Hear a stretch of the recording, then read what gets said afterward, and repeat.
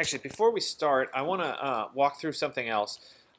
As we talked about before, you guys are going to be required to do comments as you go along in the class. We're going to do one comment together. I know I say after each exercise you have to do 3. Today we're just going to do 1, but I want everybody to experience kind of the comment, and walk you through it, and that sort of thing. So if you've been in one of my other classes, this is totally routine, but if you haven't, I want to at least walk through it. So I'm going to go to the Digital Tools site, and of course all of you are going to the Digital Tools site, so everything's going to work a little slow this morning. And I know that I need to comment on the exercise 101. So I'm going to go to Student Work, and then I'm going to jump over here, Digital Tools for our Designers 135, Exercises 135, and then I'll go to Exercise 101, which will give me a list of all the Exercise 101s.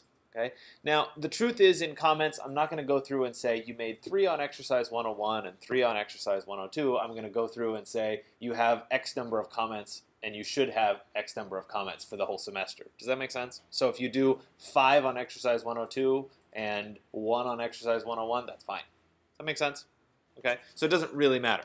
Okay, so I might scroll down and I might, come to something, I don't know, something like this. Okay, and so if I want to comment on it, I'm going to go ahead and click on the Continue Reading,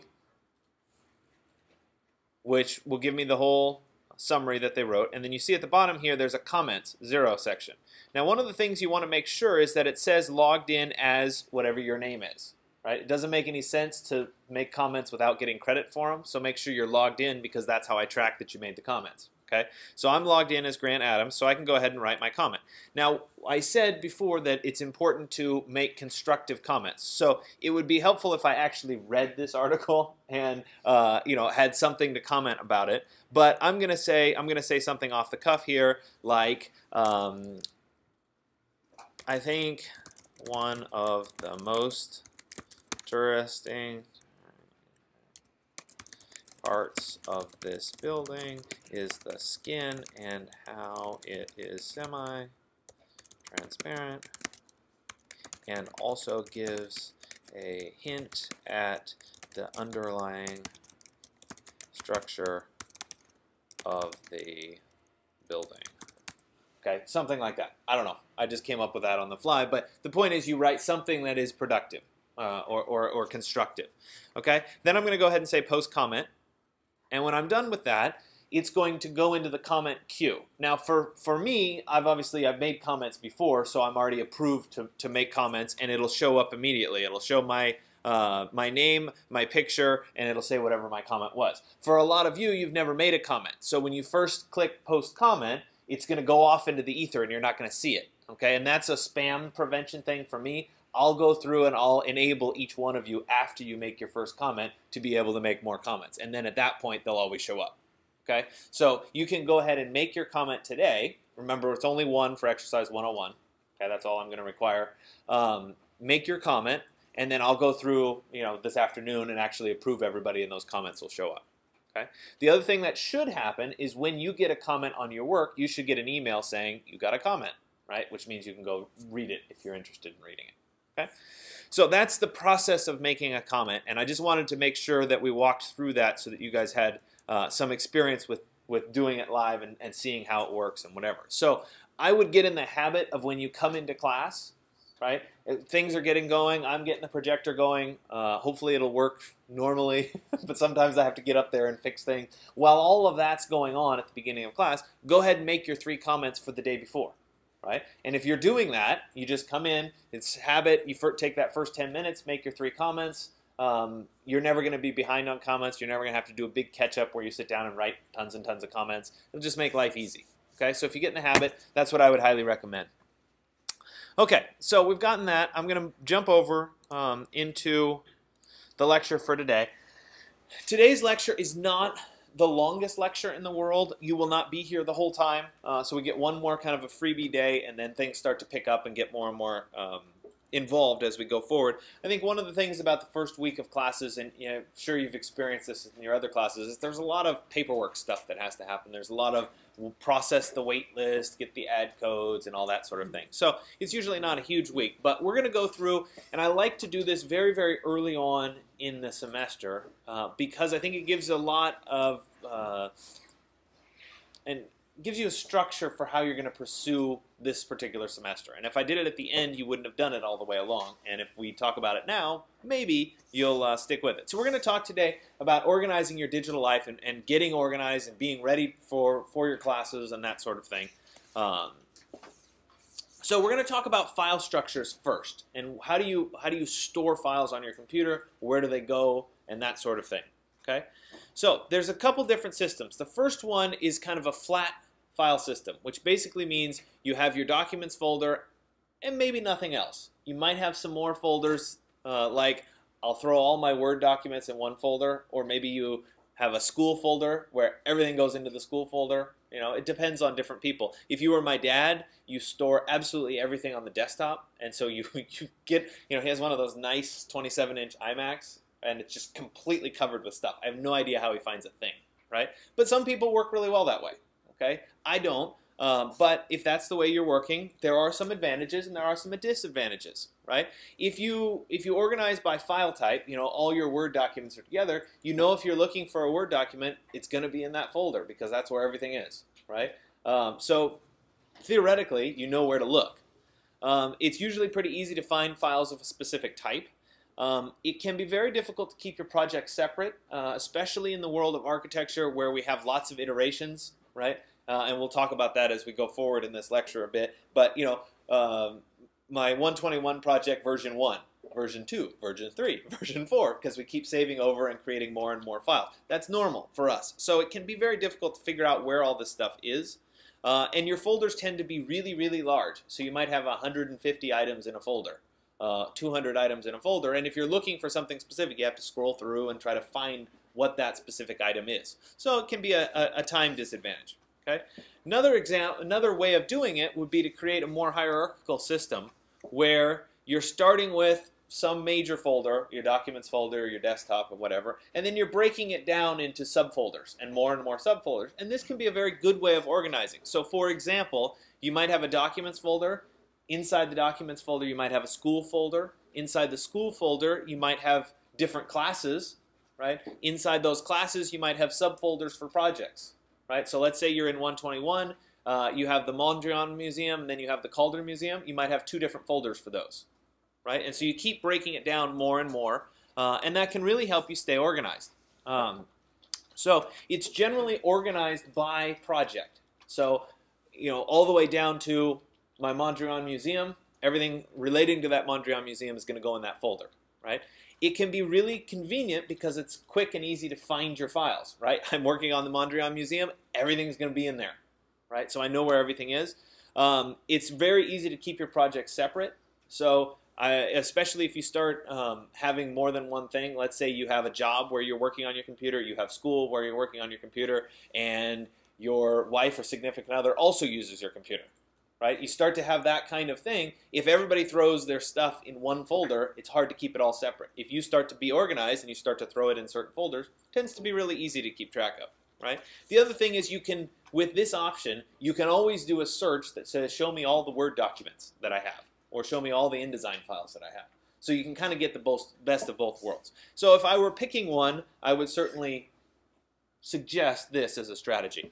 So if we were going to do it on our flash drive, I'm going to talk a lot about flash drives today, we would do it with the root of your flash drive, and then inside of that you'd have, we're going to talk about this a little bit more, a Dropbox folder, right, which would be for your backed up files, and then you might have a resources folder that has a bunch of the other stuff that you keep on your flash drive but don't need a backup, the replaceable stuff. Right? And this is more relevant when you move on into, like, say, 136, where you have a bunch of materials that are for Rhino.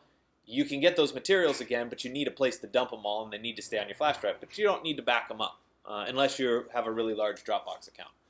Okay, so inside of that Dropbox folder, you maybe have different classes. You have this class, 135, Inside the 135 folder, you might have an assignments folder, you might have an exercises folder, you might have a portfolio folder, that kind of thing.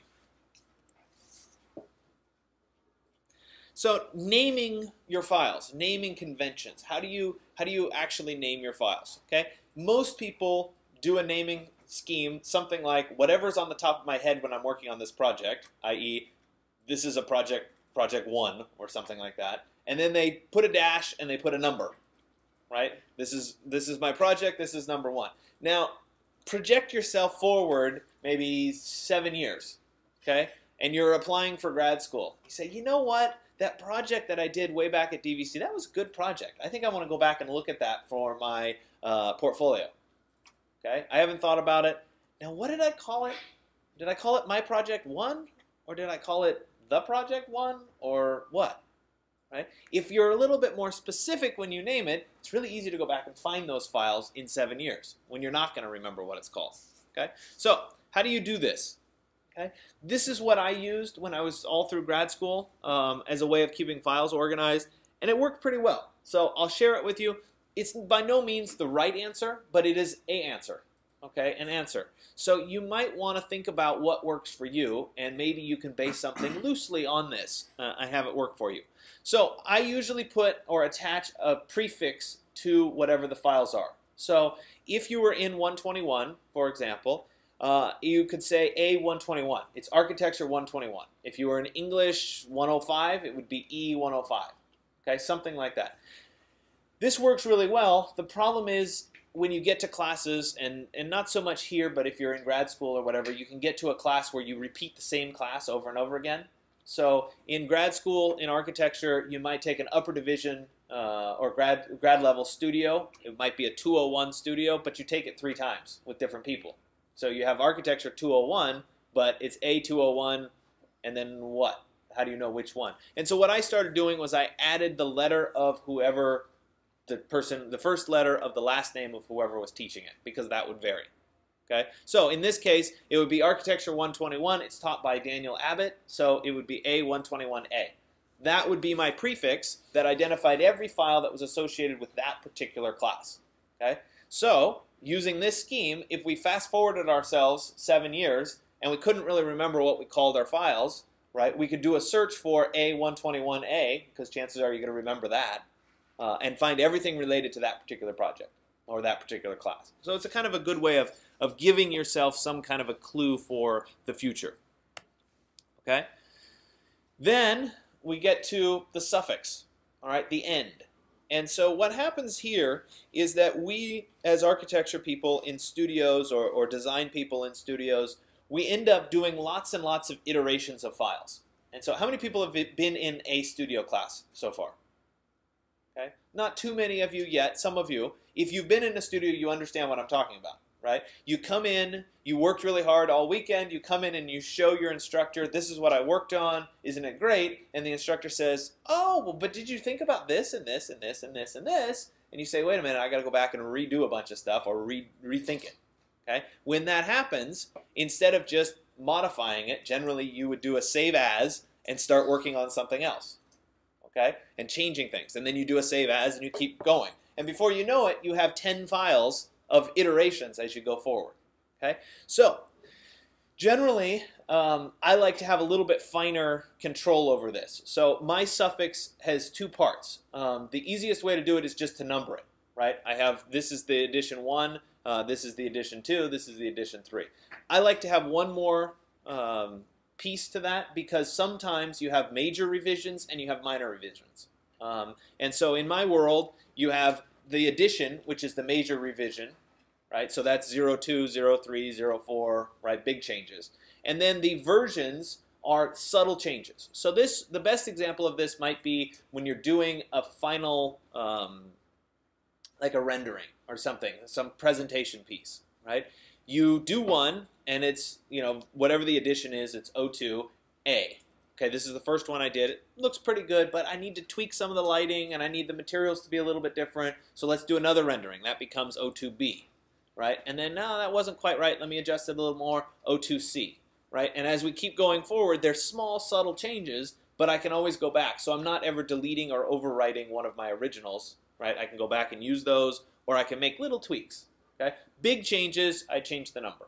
So is it a little bit overkill? Maybe, but when you start to have lots and lots of files, it can be very helpful to have that finer control of how you're naming. So if I were to put it together, right, I'd have the beginning, 121A, A121A. Whatever goes in the middle, you notice I didn't talk about that. You can name that whatever you want. It doesn't make any difference. It's whatever works well for you. Some people like to put a date in there, so they might do an underscore with the date added. Different people do different things. It's really up to you. So all I really care about is the prefix and then the suffix, right? And the extension is whatever type of file it is. Okay. If it's an AutoCAD, it's a DWG. If it's a Photoshop, it's a PSD. Whatever. That's going to be assigned by the operating system. Couple notes about file names. File names shouldn't contain spaces. They can use the dash or the underscore, and they shouldn't contain other special characters like forward slashes or periods or question marks. Okay. Most modern operating systems, so OS X, Windows, they can handle all these characters in a file name. It's not really a problem. Okay. The reason that I bring this up is whenever you upload a file to any online service, right, and that can include Dropbox and Google Drive as online services, whenever you upload it, web browsers don't like spaces, right? And if you've ever looked at the address bar when you say downloaded a PDF or something, a lot of times they have a bunch of extra characters in them that look funny, like %, or whatever. Those little characters are taking the place of a space, right? And so they're filling it in. If you type in a web address and you put spaces in, it takes you to Google and searches for it rather than going directly to it. So the reason that I say it shouldn't contain spaces is not because your computer's going to have trouble, but when you upload it down the road, you're going to get those extra funny characters, and it's just not as clean. So if you can get used to not using spaces, that can help. Okay. So the next thing that we need to talk about is backing up your files. How many people back up their files? A few of you. This is good. This is good progress. The fact that a few of you raised your hand is good. Most of the time, I get nobody raising their hand. Okay? How many people have ever lost stuff off their computer? A few of you, right? Those of you that just raised your hand, you should probably be backing up. It should have taught you to do that. Okay? So I have a whole bunch of stories about backing up, and I'm going to tell you my philosophy for backing up. But I'm going to start with the most recent catastrophic example. Not this spring semester, but last fall, at the end of last fall semester, I was sitting in my office directly across the way, and I was working on my laptop, and I submitted my grades, final grades for the semester, and I was just getting prepped for the next semester. So I just pulled up the syllabus for the spring. That's what I usually do on the last day of class, get things ready so I can send it to the copy center and whatever. Just pulled it up, computer dead. Okay, it's a relatively new computer, nice, right? Computer gone. Okay, try to restart it. Okay, I can get this. Wouldn't start. Nothing. Okay, power was there. The battery was fine. So I'm going, okay, well the hard drive died or something. I don't know. So I went home because obviously I couldn't do anything here. Flipped over my computer, opened it up, pulled the hard drive out, stuck it in an external drive, saying, okay, well I'll just get the files off of it. Nope, dead, completely dead. Right? Can't get any files off of it. Couldn't recover it. Ran it through recovery software. Nothing. Absolutely nothing. Physical drive failure. Okay? So everything that was on that drive was gone. Period. Okay? If I didn't have a backup, I would have lost absolutely everything. Does that make sense? Right? So I get really personal about this. Okay? Another example. I have to tell stories, right? Because stories are a far better way of illustrating things. This is probably 4 or 5 years ago. Okay, I went through this lecture at the beginning of the semester. I had a group of students. We weren't in this room. We were in 124. I went through this and I said, look, you got to back up. And I went through all these stories and I talked about it and the things that can happen. And so this girl said, I think you're right. And she didn't tell me this at the time. And she went out and bought an external hard drive. And she started backing up her computer, which was a good thing. Okay, so it was she was in, it was either 220 or 221 at the time, getting ready for their final project and whatever. She parked in the parking lot out here, right? Left her window cracked a little bit, right? Left her laptop sitting on the front seat. Ran in to get something, whatever, not very far away. Came back, laptop gone, right? Happens. Laptop gone. 2 days before final exam. If you didn't back up your stuff, what would you do? Right? You have no project, nothing, right? She had an external hard drive. She came up to me later. She said, I'm sorry, can I just give you a hug because you saved my life, right? This happens, right? It's going to happen to you. If it hasn't, if you didn't raise your hand and say you've lost anything, you're next. Not for the doom and gloom, right? I had another student who was sitting in this lab, right, getting ready for the 221 final, the skyscraper review, was kind of tired, was kind of slouched into the chair, sat down, turned, snapped his flash drive off, right off in the machine, right? Lost everything off that flash drive. If you didn't have a backup, game over, right? This stuff happens. So we have to take care of that. Sorry. Come on, computer. Okay, so how do we take care of it? Sorry, enough of the doom and gloom stories. Let's figure out how to take care of it. Okay. This is a concept that was originally developed by the Pixel Corps, which is a group of multimedia artists based in San Francisco. I adopted it. I believe it's a great strategy for keeping track of your files, and that is a 3-2-1 system. First thing is that you need 3 copies of your files. Okay? One is your primary working copy, and the other 2 are backups. Okay? Then we move to 2, which means that it has to be on 2 different media, 2 different types of media. So if you're working on your computer, it's obviously on the hard drive, so that's good.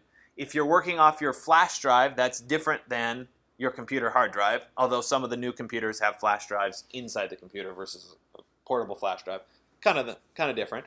You could burn it to a CD, right? But the other thing is you could put it in the cloud, right? That's a different form of media. Okay? So 3 copies, 2 types of media. Right? Last one is that one should be off-site. So one needs to be not with you, wherever not with you is. So if you're working at school, one shouldn't be at school, 1 copy. Okay? If you're working at home, 1 copy shouldn't be at home. And you're saying, okay, sounds good, sounds like a plan, sounds a little daunting. How am I going to do it? Okay? So we're in the lab. Okay? We can't store a copy of your file on the lab computers because if the lab computers shut down, they wipe the drive and you don't get your file. So you have your flash drive. Okay? So we have 1 copy that's on your flash drive, 1 media because it's on your flash drive. Okay?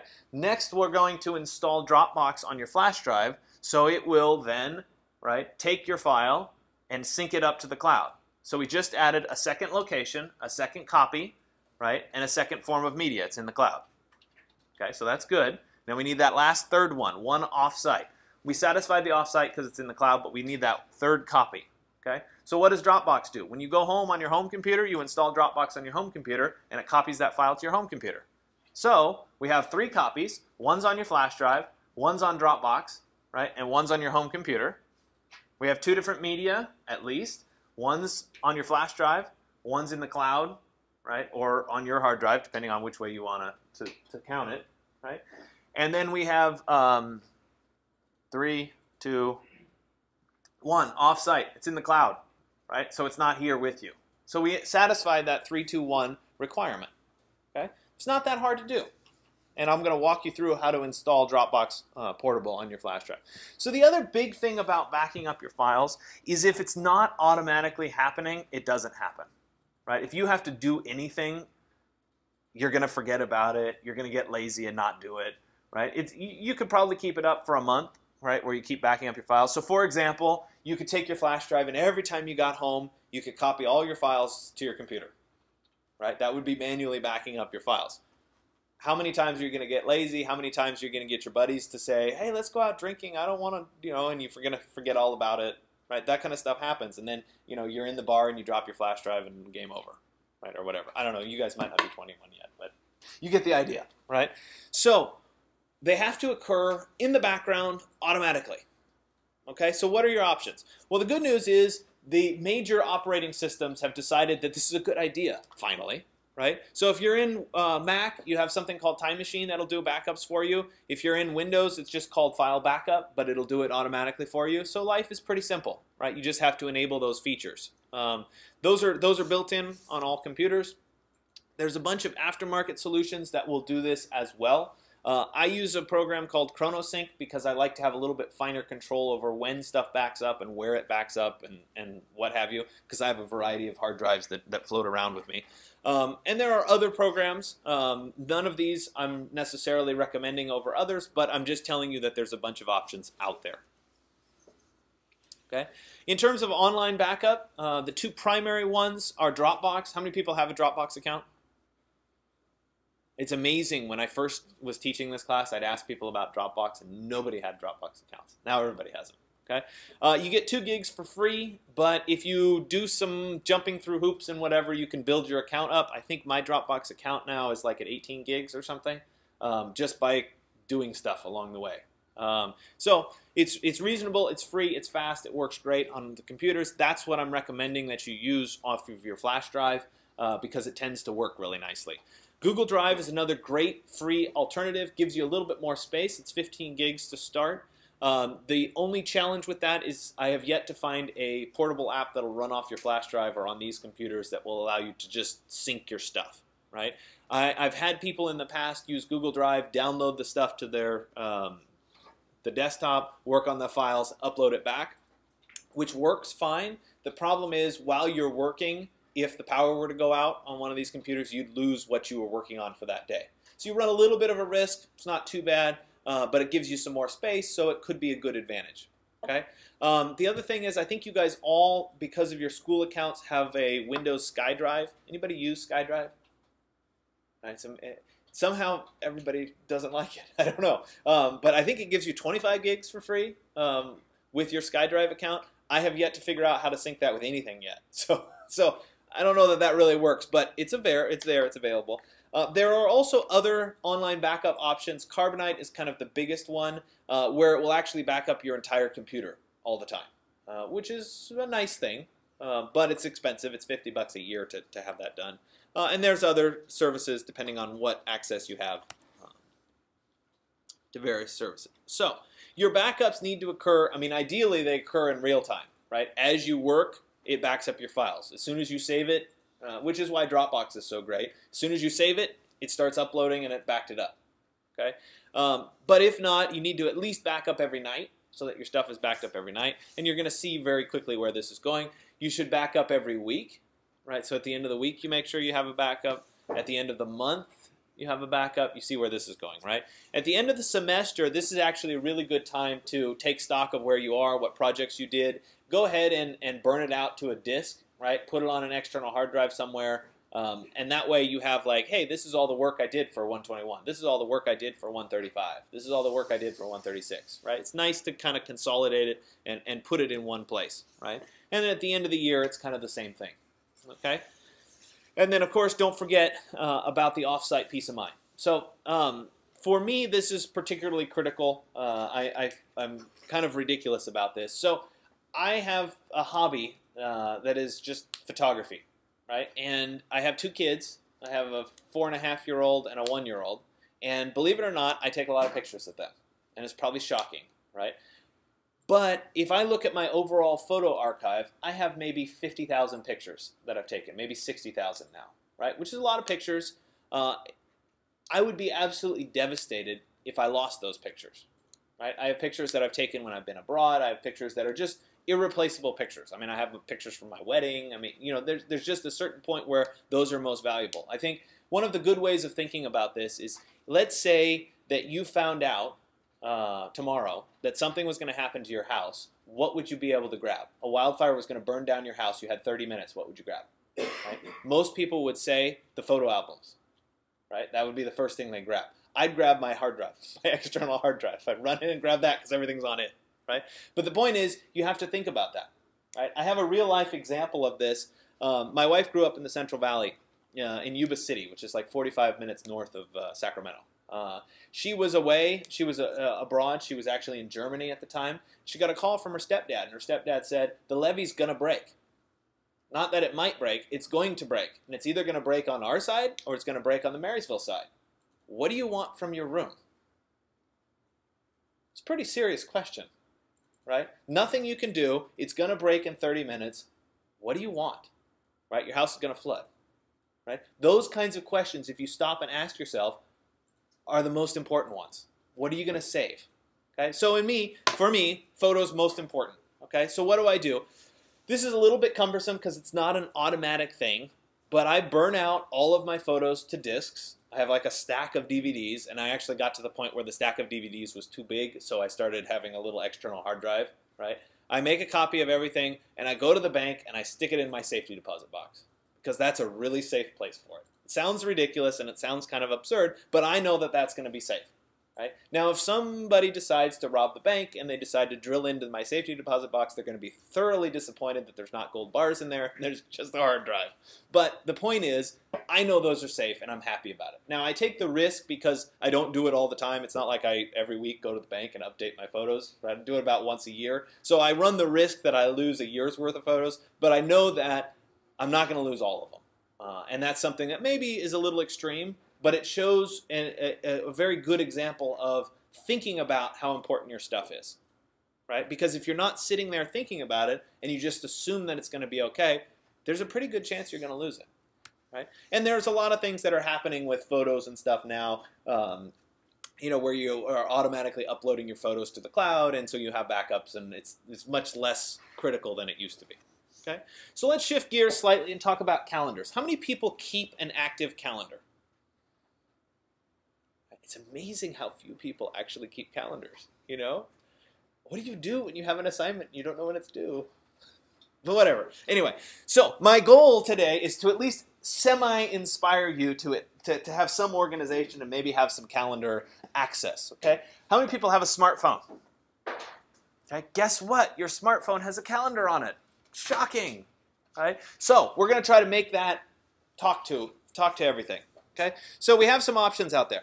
Calendars are great because they can keep you organized. They can keep your work calendar separate from your school calendar, separate from your personal calendar, but at the same time can show them all together, right? And it can be very useful to have those things filled out. So these are my classes, these are when my due dates are, this is when I need to be at work, right? You have a schedule, okay? If you can subscribe to calendars, right? If you're a sports fan, you can subscribe to, say, the San Francisco Giants calendar, and you know when all their games are. Right? If you watch basketball, you can subscribe to the Warriors, or you can subscribe to the Cal Bears, or whatever it is that you're interested in. Okay? If you're in this class, guess what? You can subscribe to the calendar for this class. Right? So when something's due or an assignment's coming up, it's automatically populated into your calendar. You don't even have to do anything. You just have to look at your calendar. Right? So it makes life relatively easy if you can find calendars that you can subscribe to. Okay? The other thing that you want to make sure is that your calendars actually sync to the devices you use, right? So if you have an iPhone, you want to make sure that the calendar can get onto your iPhone, right? If you have an Android phone, you want to make sure that it can get onto that, okay? Most of the time, all of the calendars can get onto wherever you need them to be, okay? So you have a variety of options. If you have a Gmail, Yahoo, or Outlook account, right, which most of you probably do, how many people don't have one of those three accounts? Okay. So we'll solve yours in a bit. But for most people, these cover the basics, right? Chances are you have one of those. It's free. It's online. That's great. They all have the option to give calendar feeds to your phone and sync to your phone. So it's really easy to make sure that they integrate with your phone. Sunrise Calendar is an external app that's free that you can install on your phone, whether it's an iOS or whether it's an Android phone. The nice thing about this particular app is that it will email you in the morning here's what you have going on today, right? So you get this little agenda, which is just kind of a nice feature. I throw it out there as something that's a different app. If you have Apple devices, you have iCloud that has a calendar service built into it, but it depends on if you do or not. Okay, so this is a Google Calendar view. Not necessarily the most attractive, but it gives you all the features. It lets you export, it lets you sync to your phone, lets you keep any kind of calendar events that you need, etc. This is the Outlook calendar. Looks pretty much the same, right? You guys all do have an Outlook calendar because you have a school account. We're also going to talk about the fact that you never touch the school account. How many people actually use their school email account? Okay.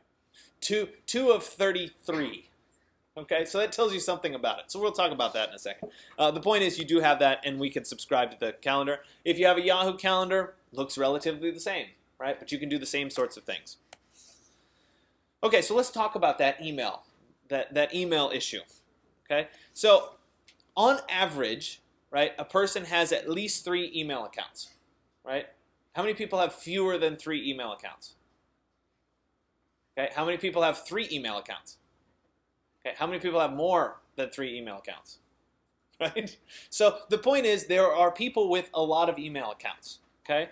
Generally speaking, one's going to be for your friends and your family. It's your personal email account. One's going to be for your work or your school, or one for work and one for school, right? And there's generally one other account that maybe you use when you're like, you know, signing up for some web service, or you have to log in, or you don't, you know, you signed up with Facebook or whatever. It's just that other one, right? I guess all of you, if you have Facebook, you have a Facebook email that nobody even knows exists, right? But whatever. So the number of emails sent by humanity each day is somewhere around 196.3 billion emails. It's a lot of email, right? On average, you send and receive 121 emails a day. Okay? You might be slightly higher, you might be slightly lower. I'm on the higher end of that. I probably get 500 emails a day, just because there's so much going on, right? And so what do you do about that? You kind of have to figure out how to manage it, because if you don't stay on top of it, you end up with just piles and piles of email that you've never actually read or looked through. Okay? So the first thing would be to strip your inboxes down to as few accounts as possible, right? Keeping a separate work from personal account is probably not a bad idea, right? But you don't need 4 work accounts and 4 personal accounts. The other thing that happens is you decide you don't like your email anymore, right? When you were 12 and you got your first email account, you signed up with, you know, ilikeDoggies@gmail.com or whatever it was, right? And you're like, not so professional anymore, right?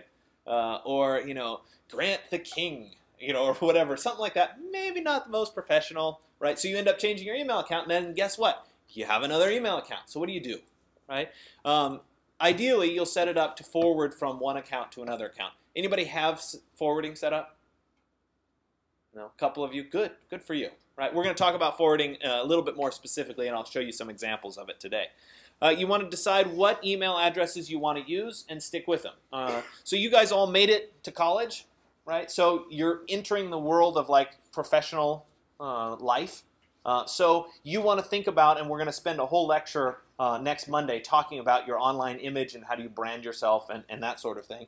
You want to think through what's a good reflective email of me, right? If you're going to apply for a job, right? SexyDaddy123, probably not the best email to use, right? You might want to use grant.adams@gmail.com or whatever. Now, they're not always available, but the point is you're going to start projecting yourself as a professional person, and so you want to start thinking about that as your email, okay? Also, of course, you want to enable any kind of spam filters to limit the amount of email you get. Unsubscribing is a good thing, though it doesn't work all the time.